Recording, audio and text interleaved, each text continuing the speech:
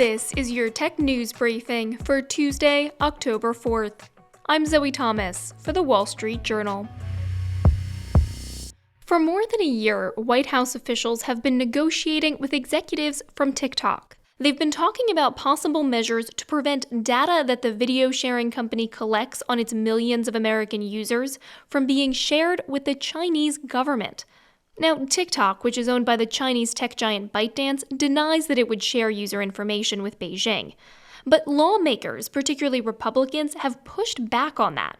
And it's expected that if the GOP takes control of one or both chambers of Congress after the midterms, they'll push for hearings on the issue. Sources say that backdrop is adding a sense of urgency to the White House's conversations with TikTok. Joining us to discuss all of this is our reporter, John McKinnon. Hi, John. Thanks for joining me. Hi. So what has the Biden administration's approach to getting a deal here been?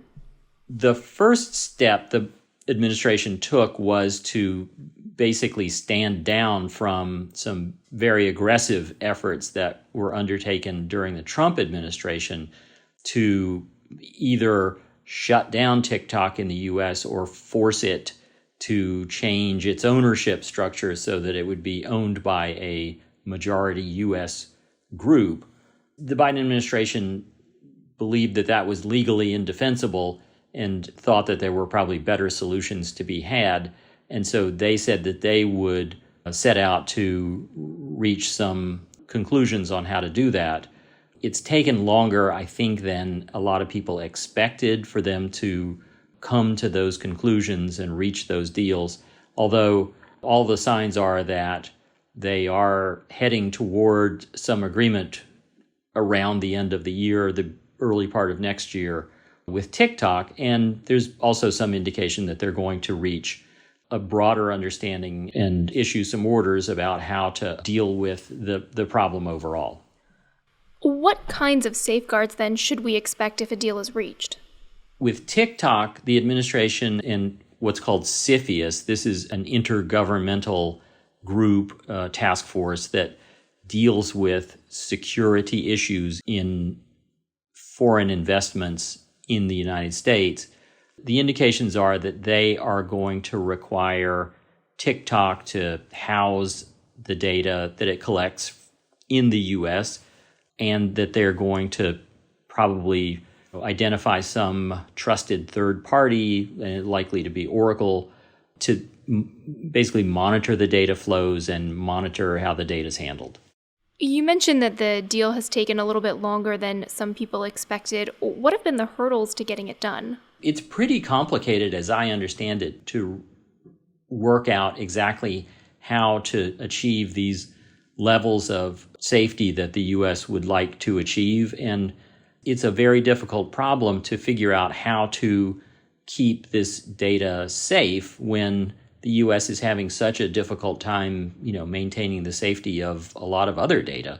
There's also political considerations that they've had to deal with. Some people say that if they reach a deal before the midterm elections, that might make the administration and Democrats more vulnerable politically to these attacks because it would just be in the public eye a little bit more. So there's some technical issues and there are some perhaps political issues. So that's what you've heard from people who are familiar with these discussions. What have we heard from Republicans about these efforts? You mentioned there's political tension. There are certainly some Republicans that are very much more hawkish on China, even than the administration, and would say that TikTok, for instance, needs to be owned by a U.S.-based entity, which was what the Trump administration was trying to achieve. And there are certainly others that say that the administration needs to make TikTok sever all ties with China and not use any of its algorithms or have any connection with China.